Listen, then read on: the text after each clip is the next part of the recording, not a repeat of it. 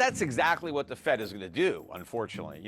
When the Fed is surprised by the fact that we go into a severe recession and inflation actually gets worse, right, which is a situation that they think is impossible. They think, well, if we go into a deep recession, at least we won't have inflation to worry about anymore, and we can just go back to what we've been doing, which is creating inflation. But if we go into a severe recession and inflation is still high, well, they're out of tricks, right?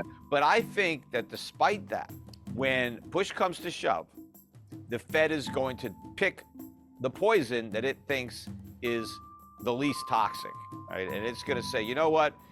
Inflation is bad, but a financial crisis and a depression is worse.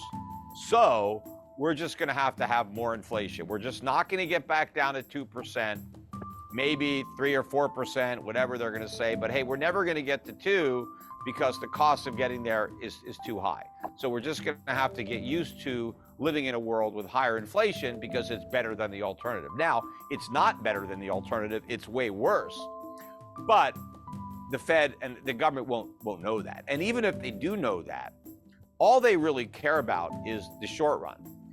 And yes, if the poison they pick is inflation and they go back to QE and they cut rates, even though inflation is still high, the short-term pain will not be as great as if they did the right thing and continued the inflation fight. In fact, turned it into a real fight with big cuts in government spending, which is, of course, you're not going to fight inflation unless you get rid of these deficits. So we need spending cuts, maybe tax increases if we can't get spending cuts. Spending cuts are my preference.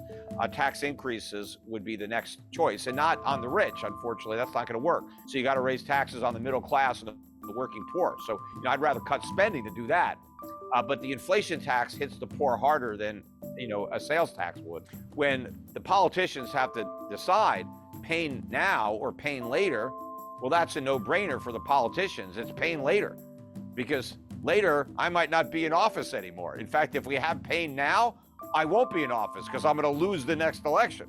So the way to minimize my own pain as a politician is to kick the can down the road, right? So I'm going to do whatever it takes to get me reelected. So if inflation now means pain later instead of now, even if it means some pain now, but the worst pain is later on, that's what I'm doing. The politicians will always sell out the long-term interests of the country for their own political benefit. And so that's what's going to happen. And the central bankers are really no better than the politicians. I mean, they're really political animals there. And they're going to make the same choice. They're going to choose pain later because, as far as Powell is concerned, hey, I'm just going to finish out my term and it's somebody else's problem, right? Don't blame me, right? I don't want to be the one that gets blamed for all this pain. Let it happen on somebody else's watch. The only time that they will do the right thing, potentially, I mean, it's not a guarantee, but let's say we're at a real crisis, right? Where the dollar is imploding, prices are skyrocketing, right? Inflation is, we're on the verge of becoming, Argentina or Zimbabwe, where it's like, it's going to be awful with, price control, shortages, riots, looting, civil unrest. I mean, things are just, it's just like an apocalyptic environment, right? In that environment where it's like, crap, no matter what we do, we're screwed. Maybe then they'll do the right thing. It's like but they're going to exhaust all the other possibilities. They would have done everything they could possibly do wrong. And then it's that, okay, no matter what we do, we're screwed. Maybe then they'll do the right thing, assuming they understand what the right thing is. I mean, I'll be there to tell them, but the question is, will they listen? It's going to lead me into the next question here is like, what is it that they are going to do for this next issue, or what is it that they are planning on doing to create like the monetary stimulus or whatever that's coming? Central bank digital currencies. What's going on here? I mean, this seems to be pushed worldwide and almost guaranteed to be coming. Yeah, but that's more an element of government control than monetary policy, although it may make it easier for governments to inflate the money supply and to try to target their so-called stimulus. Because, sometimes they get frustrated. They send people stimulus checks and they don't necessarily spend the money. Oh my God, maybe they save it. And so what they could do is say, hey, instead of stimulus checks, we're going to give you some digital money with an expiration date.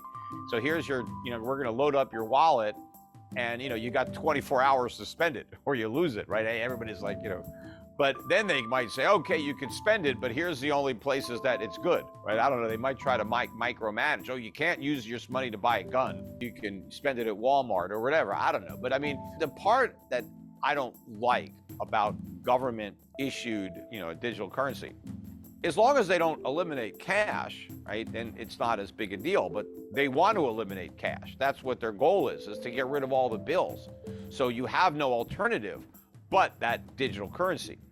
And the reason I don't want to live in a world where you're stuck using a digital currency for every transaction you make, and there's no way to transact in private, is that the government knows every single thing you spend money on. And that can give governments a lot of information about you, even if you're not spending the money illegally. For the government to know everything that you like, every cause that you support, everything that you do, they can create a profile of you, and potentially that they could use that profile in ways that could be harmful to you.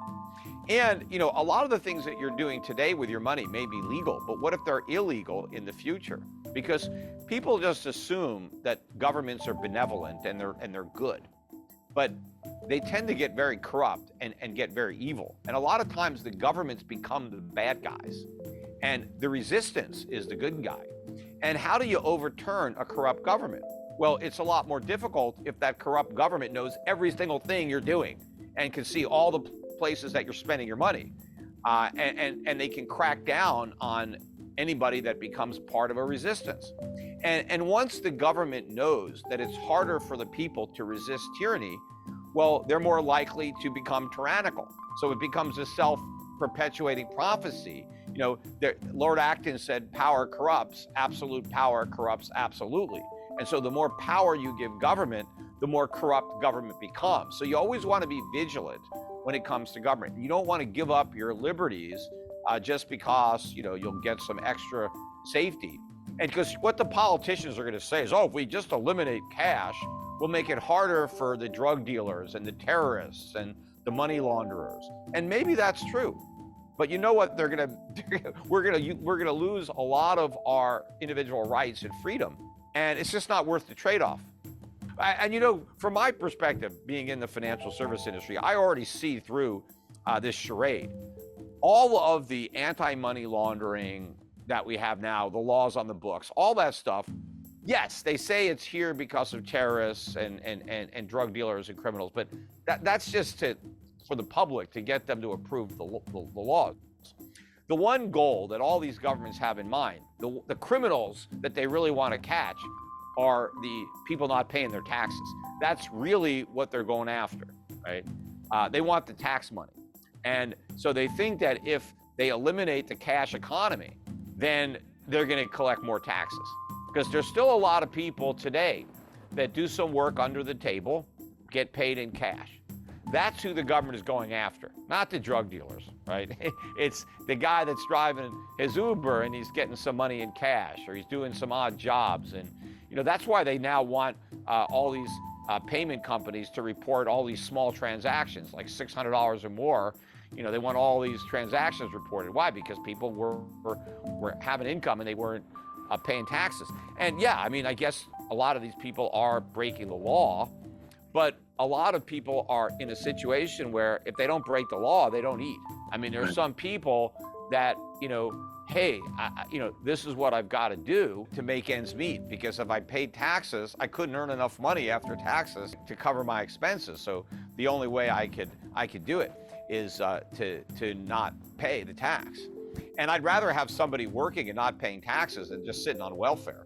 Because that at least they're productive, at least they're providing goods and services. And when the government says we need all these IRS agents to go after the rich, that's a lie. They're not going to go after the rich. They're going to go after the middle class. They're going to go after the small business owners. Those are the ones that are cheating. The rich don't have to cheat. They have loopholes to reduce their taxes. The average guy doesn't have a loophole. So his loophole is, well, I'm going to make some money on the side and I'm not going to report it, right? Or I'm going to exaggerate some of my deductions. But you know, the minute you eliminate cash, they crack down on the underground economy.